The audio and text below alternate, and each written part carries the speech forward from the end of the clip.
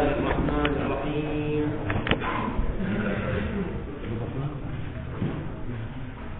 الحمد لله رب العالمين، والصلاة والسلام على أشرف الأنبياء والمرسلين محمد وعلى آل بيته الطيبين الطاهرين.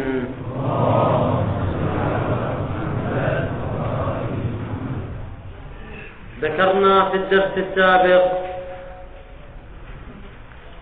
أنه في مسألة المشتق توجد لدينا 8 أقوال، أهمها قولان.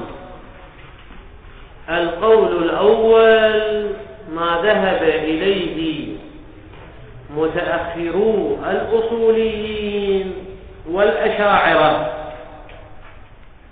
من أن المشتق هو حقيقة في خصوص من تلبس بالمبدأ، ومجاز فيما انقضى عنه التلبس.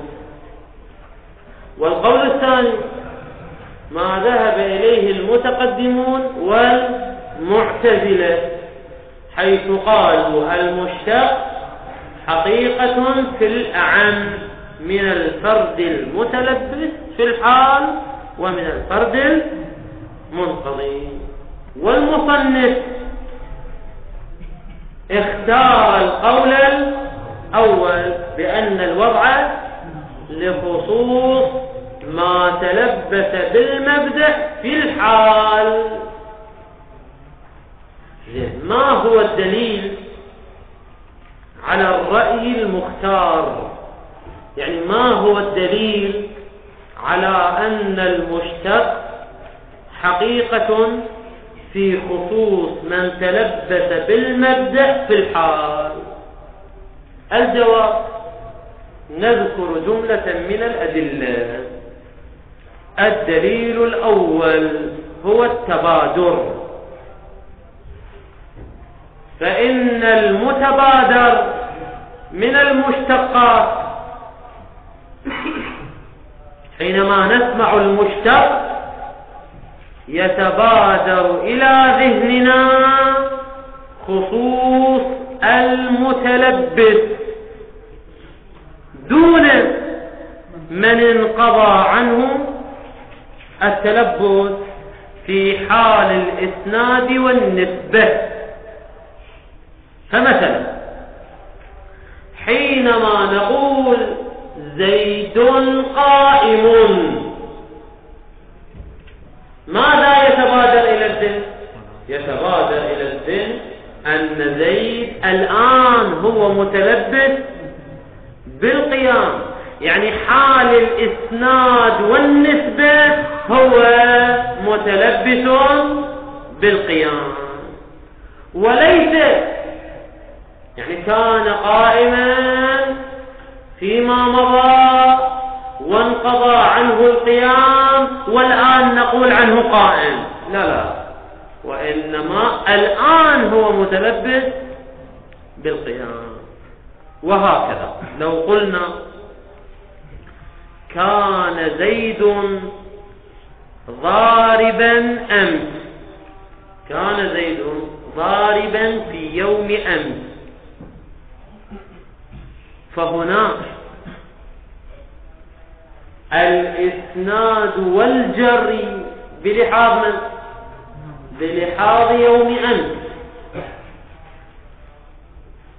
فيتبادر من هذه العبارة كان زيد ضاربا أمس أن زيدا كان متلبسا بالضرب يوم أمس، فيتبادر إلى ذهننا خصوص المتلبس بالمبدأ، لا أن زيدا كان ضاربا قبل 3 أيام ثم زال عنه الضرب ثم نريد أن نحمل عليه ضارب يوم أمس. إذا كان هو ضارب قبل 3 أيام وانقضى عنه الضرب، يعني يوم أمس كان متلبسا أو ليس متلبسا؟ ليس متلبسا.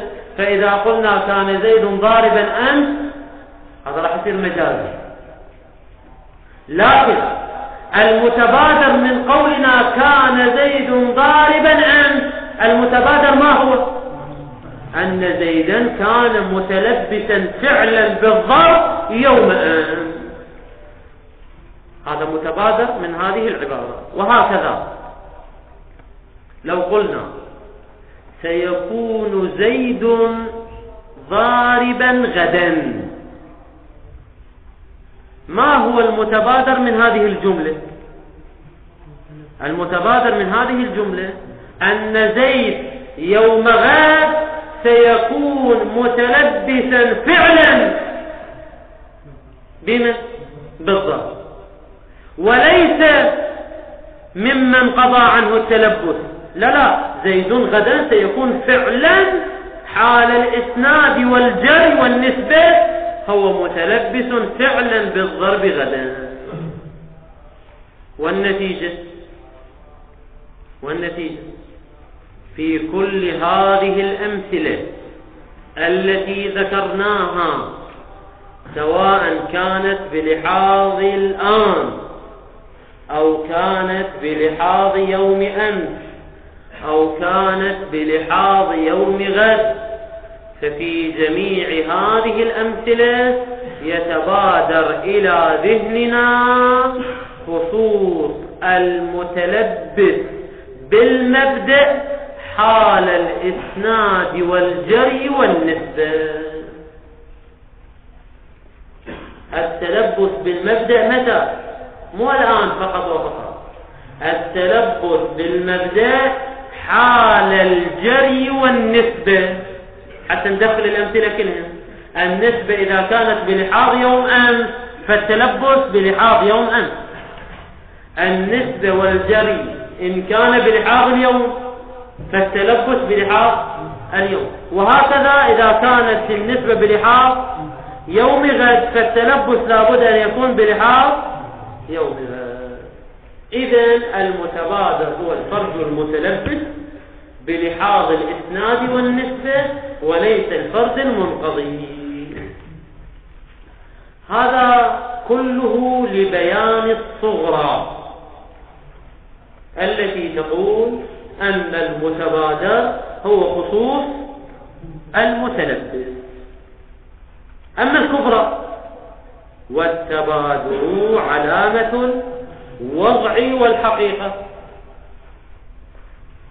فالنتيجة أن المشتق موضوع لخصوص المتلبس بالمبدأ فعلا. متى متلبس فعلا؟ في حال النسبة والإسناد. وإلا لو كان المشتق موضوعا للأعم لما تبادر منه خصوص المتلبس، لتبادر منه الأعم، يعني حتى المنقضي عنه التلبس. وبما أنه لم يتبادر الأعم وإنما تبادر خصوص المتلبس، إذن الوضع لخصوص المتلبس. هذا هو الدليل الأول. إن قلت لعل تبادر خصوص المتلبس بالفعل من المشتق، لعل تبادر خصوص المتلبس إنما يكون لأن المتلبس هو القدر المتيقن من الاستعمال الحقيقي في المشتق، لأن القدر المتيقن ما هو المتلبس. لأننا سواء قلنا بالخصوص أو قلنا بالأعام فالمتلبس فعلا بالمبدأ هو داخل في الوضع ويعتبر استعمالا حقيقيا، هو قدر متيقن. فالمستشكل ماذا يقول؟ لعل هذا التبادر لخصوص المتلبس لا لأن الوضع لخصوص المتلبس، وإنما التبادر لأن المتلبس هو القدر المتيقن. وحينئذ لا يكون التبادر علامة الوضع والحقيقة. الجواب كلامنا عن الوضع والمدلول الوضعي والدلالة التصورية. أما القدر المتيقن فهو عقلي وليس وضعا، ليس وضعيا ولا علاقة له بالوضع. إذن لا يمكن أن ينشأ التبادر من القدر المتيقن، لأننا ننظر إلى الوضع والمدلول الوضعي وليس إلى المدلول العقلي، والقدر المتيقن عقلي وليس وضعيا. ولكن مع ذلك نقول هذا الدليل الذي أورده المصنف لإثبات رأيه في المسألة يمكن المناقشة فيه بأن نقول كيف تثبت أيها المصنف أن هذا التبادر هو تبادر حقي من حق اللفظ وليس تبادرا ناشئا عن القرينة، كما أنت قلت سابقا. المصنف في رد القول بأن المراد من الحال هو حال النطق، ايش قال هنا؟ قال انسباق حال النطق والتكلم لا بسبب الوضع، وإنما للانصراف أو لقرينة الحكمة، إما للانصراف أو مقدمات الحكمة. فلعله هنا كذلك تبادر خصوص المتلبس لعله للانصراف أو مقدمات الحكمة، كما أنك اعترفت بذلك. إذا لا دليل على كونه تبادرا حقيا، فهذا الدليل ليس تاما. قال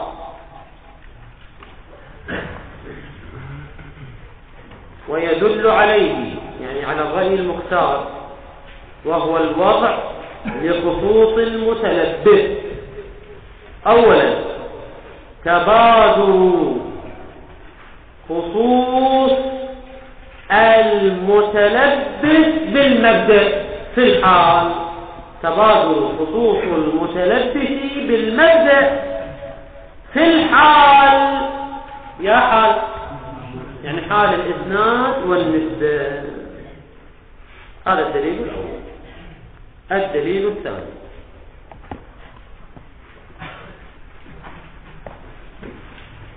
من جملة الأدلة والعلامات التي ذكرت للحقيقة والمجاز هي صحة الحمل علامة للحقيقة، وعدم صحة الحمل علامة للمجاز. صحة السلب علامة للمجازية، وعدم صحة السلب علامة على الحقيقة. فنقول في محل كلامنا إذا كانت الذات متلبسة بالمبدأ في الحال، كما لو كان زيد جالسا الآن زيد جالس أمامي، فهو متلبس بالمبدأ أو ليس متلبسا بالمبدأ؟ متلبس بالمبدأ في الحال. فإذا كان متلبسا بالمبدأ في الحال فالحمل صحيح، فنقول زيد جالس. والسلب ليس صحيحا، إذ لا يمكن أن نقول زيد ليس جالسا. إذن نفهم من ذلك أن خصوص المتلبس بالمبدأ هذا شنو استعماله؟ حقيقي، ولذلك صح حمله وامتنع سلبه. أما في الفرد المنقضي عنه التلبس، يعني لو كان زيد جالسا قبل ساعة، أما الآن هو قائم وليس جالسا، فهنا يصح الحمل أو لا يصح الحمل؟ لا يصح الحمل. يعني الآن هو زيد قائم، فكيف أقول زيد جالس؟ المستمع يقع في حيرة وتعجب، يقول أنا أرى زيد بعيني قائم، كيف تقول زيد جالس؟ فالحمل غير صحيح. والسلب صحيح، يعني تستطيع أن تشير إلى هذا زيد القائم وش تقول؟ زيد ليس جالسا. وهذا يعني أن المشتق في من انقضى عنه التلبس حقيقة أو مجاز؟ مجاز. لماذا مجاز؟ لأنه لم يصح حمله عليه ويصح سلبه عنه، فيكون مجازيا وليس حقيقيا. إذن الدليل الثاني أنه في المتلبس فعلا يصح الحمل ولا يصح السلب، فهو استعمال حقيقي. أما من انقضى عنه التلبس فلا يصح الحمل ويصح السلب، وإذا صح سلبه عنه إذن هو ليس موضوعا له، إذن استعماله فيه استعمال مجازي باعتبار ما كان وليس استعمالا حقيقيا. قال الدليل الثاني وصحة السلب مطلقا، يعني بلا قيد بكونه أمس أو غدا أو اليوم، لا، صحة السلب مطلقا. عن من يصح السلب؟ مو عن من تلبس بالمبدأ، لا، عن من انقضى عنه التلبس. وصحة السلب عمن قضى عنه التلبس. فإذا صح سلب المشتق عمن انقضى عنه التلبس إذن هو ليس موضوعا لمن انقضى عنه التلبس، وإلا لو كان موضوعا له لما صح سلبه عنه. يقول كالمتلبس بالمبدأ في الاستقبال. المتلبس بالمبدأ في الاستقبال يصح سلبه عنه أو لا يصح سلبه عنه؟ يعني زيد سيقوم بعد ساعة، الآن شنو أقول؟ زيد ليس قائما، فصحة السلب علامة على عدم الوضع للفرد المنقضي. وذلك هذا بيان لصحة السلب عن الفرد الذي انقضى تلبسه، وذلك لوضوح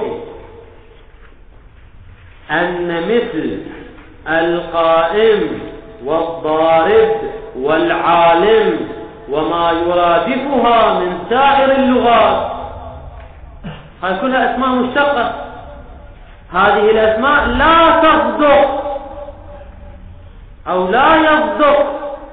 من قال لا يصدق؟ إذا النظر علما لا، لصحة السلب، أن السلب يمكن ومعقول لا يصدق على من لم يكن متلبسا بالمبادئ فعلا. من لم يكن متلبسا بالقيام فعلا يصدق عليه قائم أو لا يصدق؟ لا يصدق عليه قائم. فيعني يصح سلب القائم عنه. العبارة كأنه يريد أن يقول يصح سلب القائم عمن لم يكن متلبسا بالقيام فعلا، ويصح سلب العالم عمن لم يكن متلبسا بالعلم فعلا، ويصح سلب الضارب عمن لم يكن متلبسا بالضرب فعلا. وإذا صح سلبه إذن هو موضوع له أو ليس موضوعا له؟ إذن ليس موضوعا له. لا يصدق على من لم يكن متلبسا بالمبادئ وإن كان متلبسا بها. بمن بها؟ بالمبادئ قبل الجري والانتساب، كما لو كان شنو؟ متلبسا بالقيام يوم أمس، أما الآن هو جالس، فمع كونه قد تلبس بالقيام فيما مضى وانقضى الآن يمكن سلب القيام عنه أو لا يمكن سلبه؟ يمكن سلب القيام عنه. إذن استعمال القيام فيه يكون استعمالا مجازيا. إذن الصدق عليه صحيح أو ليس صحيحا؟ يعني لفظ القائم يصدق على زيد الآن اللي هو جالس؟ لا يصدق. إذن الحمل غير صحيح والسلب صحيح، ولذلك يكون مجازيا وليس حقيقيا. لذلك يقول ويصح سلبها، سلب من؟ القائم والضارب والعالم عنه، عن من لم يكن متلبسا بالمبادئ فعلا. من لم يكن متلبسا بالمبادئ فعلا يصح سلبها عنه، وإذا صح سلبها عنه فهو ليس موضوعا لها وإنما موضوع للمتلبس بالفعل. طبعا إذا تريد تدقق بالعبارة، قوله لا يصدق بيان إلى عدم صحة الحمل، وقوله ويصح سلبها عن إلى صحة السلب. إذا لا يصح الحمل ويصح السلب إذن هو ليس موضوعا له، بل استعماله فيه يكون استعمالا مجازيا. وكشاهد على ذلك، كشاهد على عدم صحة الحمل وصحة السلب في الفرد المنقضي عنه التلبس هو أن المشتقات، الصفات المشتقة على أنواع، منها ما يكون متضادا، أي أن الصفات المشتقة متضاد، والضدان لا يمكن أن يجتمعا على شيء واحد في وقت واحد. مثلا القيام والجلوس، القيام والجلوس مبدأان متضادان كما هو المرتكز في عقولنا، حتى عقول الأطفال، حتى الطفل من تقول له السواد والبياض والقيام والجلوس يقول لك لا يجتمعان في وقت واحد بالنسبة إلى شيء واحد. زين، فإذا كانت هي صفات متضادة، زيد يوم أمس كان قائما، اليوم هو جالس، يعني في يوم أمس اتصف بصفة هي ضد للصفة التي هو متلبس بها فعلا، فهو متلبس الآن بمن؟ بالجلوس. فكيف يصح إطلاق القيام عليه إطلاقا حقيقيا، مع أن الإطلاق ضد للجلوس وهو متلبس بالجلوس، يلزم من ذلك اجتماع الضدين. نعيد لك هذا البيان سريعا.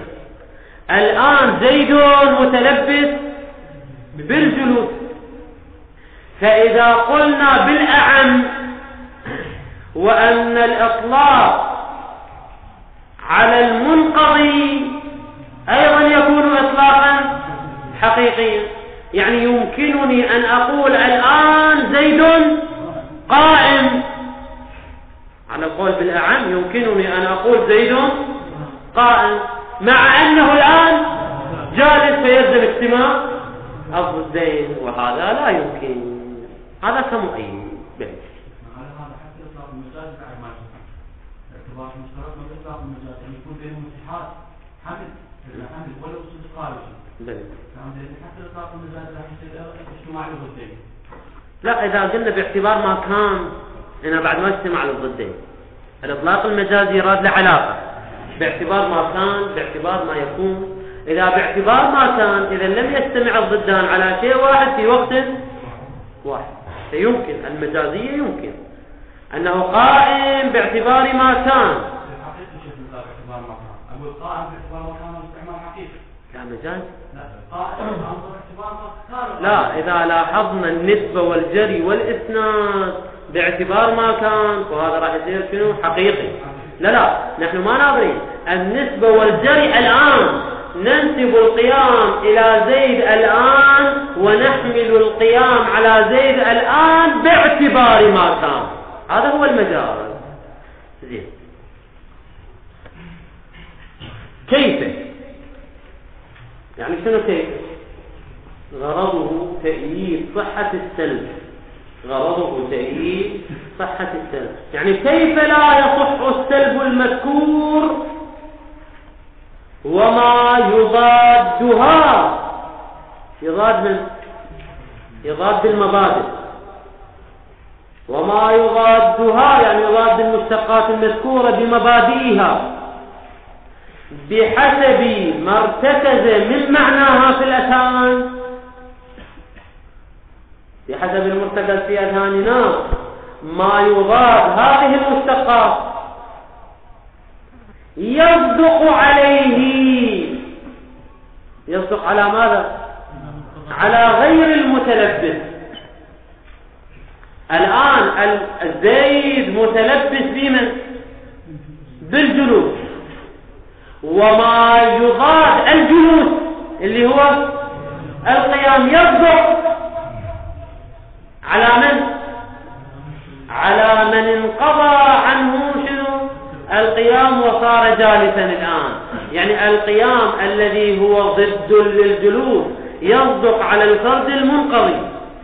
فإذا قلنا صدقه على الفرد المنقضي هو صدق حقيقي، فيلزم اجتماع الضدين، لأن المتلبس بالجلوس يصدق عليه الجلوس، فإذا صدق عليه القيام حقيقة يلزم اجتماع الضدين. لماذا؟ يقول ضرورة صدق القاعد عليه. الآن نحكي في المثال. يعني شنو نحكي في المثال؟ هو كان قاعدا والآن شنو؟ قامت. زين، الآن هو متلبس بالقيام، فإذا قلنا قائم الحمل صحيح ولا يصح سلبه.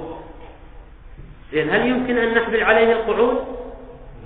القعود الذي هو ضد للقيام، نقول القعود يصدق عليه الفرد المنقضي، فإذا كان صدقه هو حقيقي وناشئ من الوضع يلزم استعمال الكلمة في الضدين، في القاعد والقائم، وهذا غير ممكن.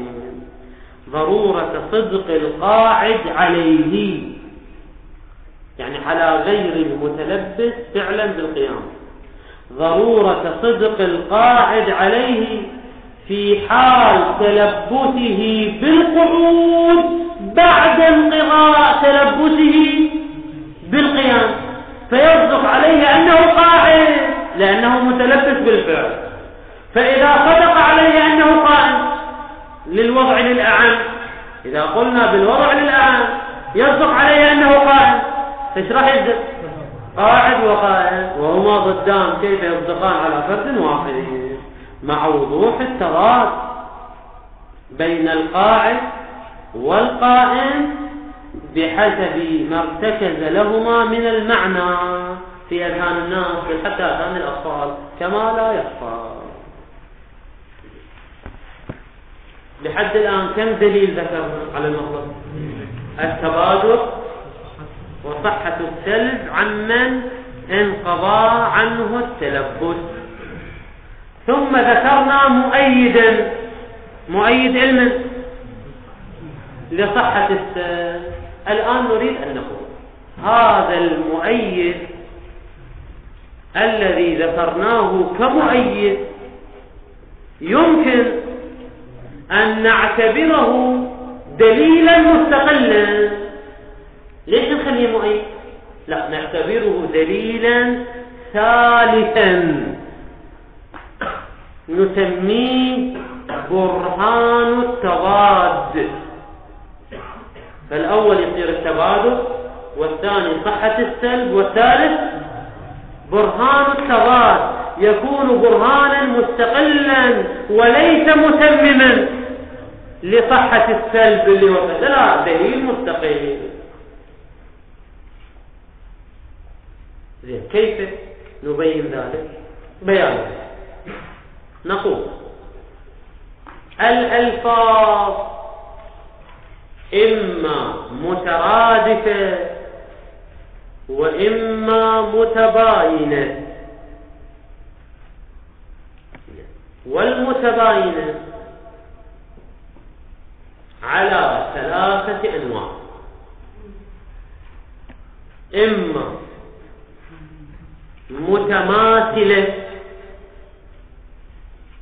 كزيد وعمر المتماثلان في الإنسانية، والإنسان والأسد المشتركان في الحيوانية، وهكذا. فهذه ألفاظ متماثلة. وإما متخالفة كالسواد والحلاوة والبياض والحموضة والإنسان والسماء، كلها ألفاظ متخالفة.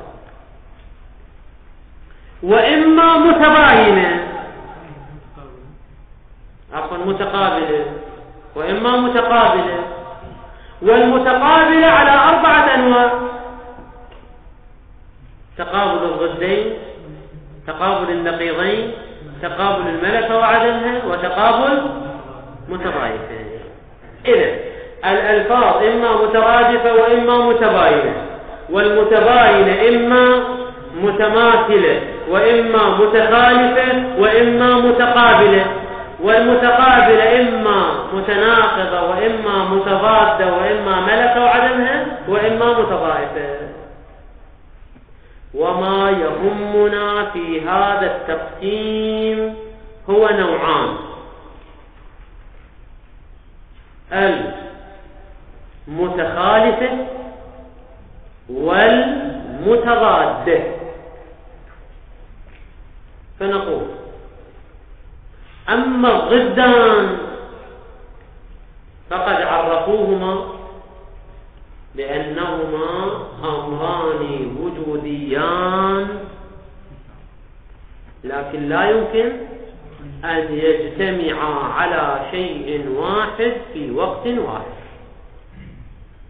كالقيام والجلوس والسواد والبياض، فإنهما أمران وجوديان لكن لا يمكن أن يجتمعا ويمكن أن يرتفعا، طبعا في غير الضدين اللذين لا ثالث لهما، هذا مو مهم.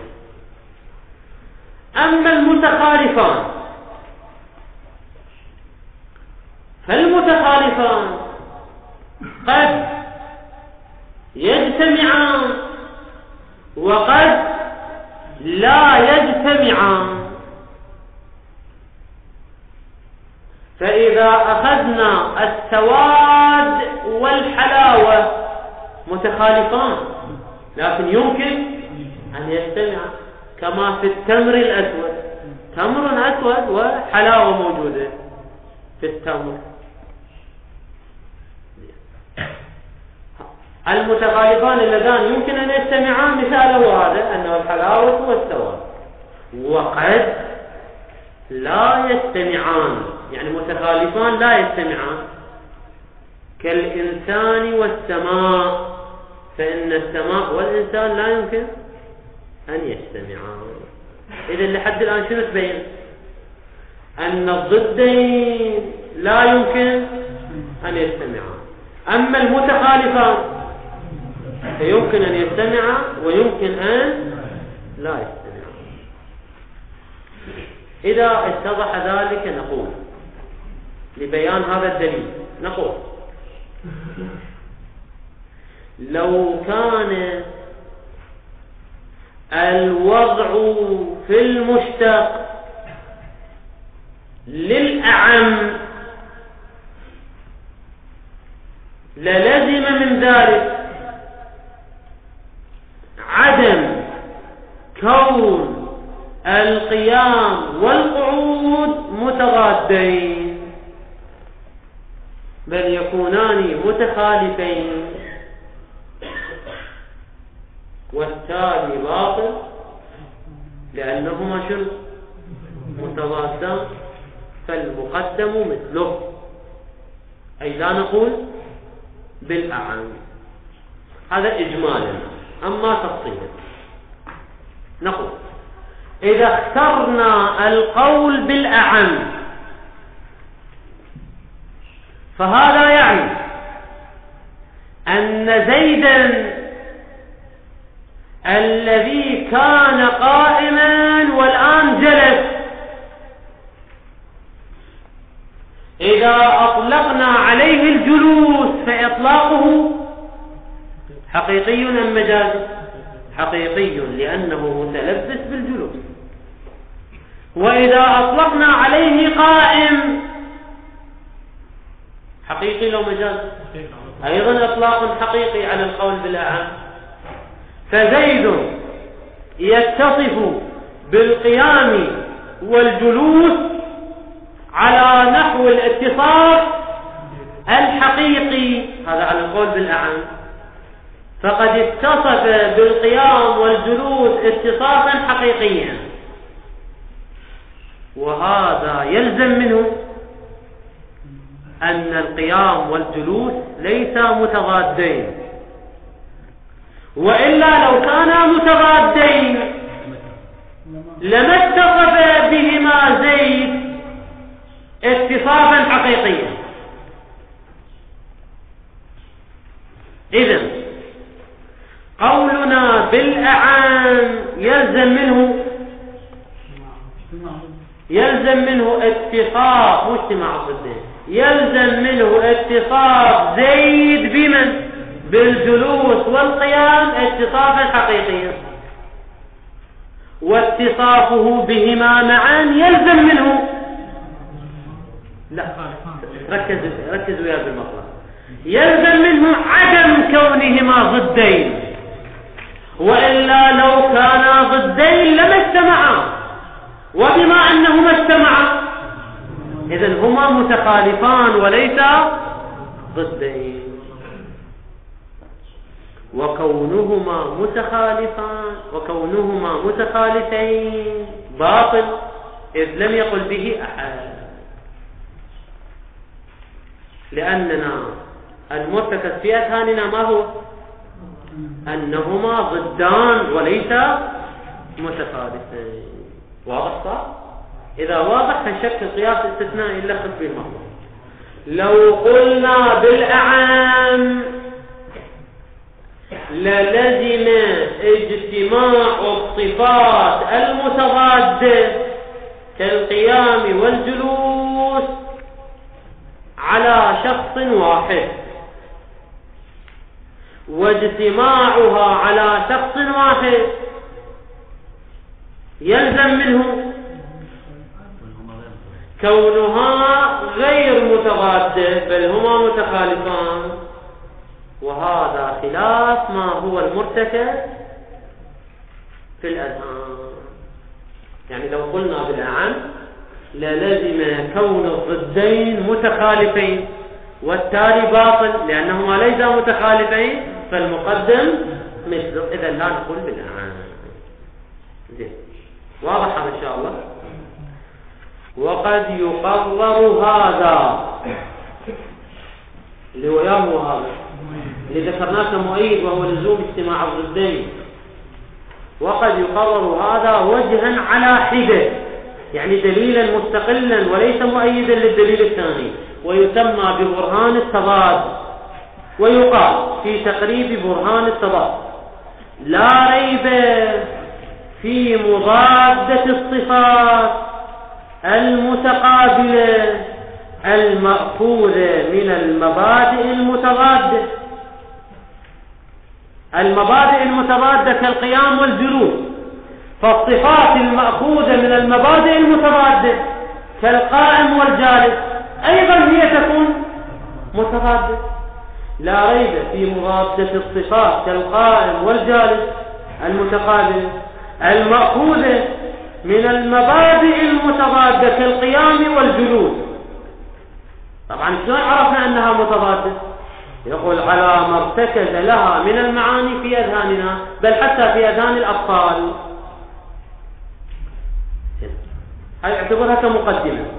الآن يجي الدليل، هذا الدليل: فلو كان المشتق حقيقة في الأعم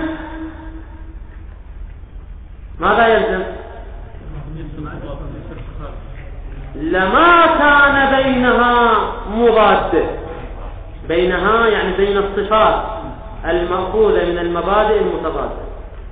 أعيد لك العبارة: فلو كان المشتق حقيقة في الأعم لما كان بين الصفات المأخوذة من المبادئ المتضادة لما كان بينها مضاد.